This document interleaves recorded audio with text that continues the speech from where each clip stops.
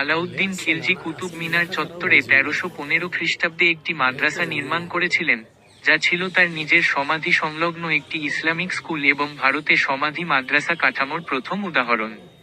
তিনি আলাই দরওয়াজা নির্মাণ করেন এবং আলাই মিনার নামে আরেকটি মিনার তৈরির কাজ শুরু করেছিলেন, যা কুতুব মিনারের চেয়ে দ্বিগুণ উঁচু করার পরিকল্পনা ছিল, কিন্তু এটি অসমাপ্ত থেকে যায়। মূল বিষয়: 1. নির্মাণকাল 1315 খ্রিস্টাব্দ। 2.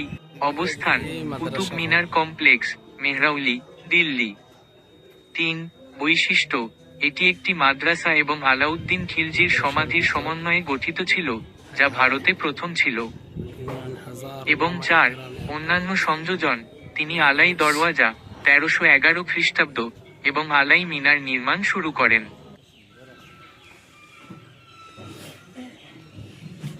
Alauddin Khilji began construction of his tomb in Madrasa in the Qutub Minar complex in 1315, the first example of a tomb madrasa structure in India, although it was abandoned due to his death before it was completed.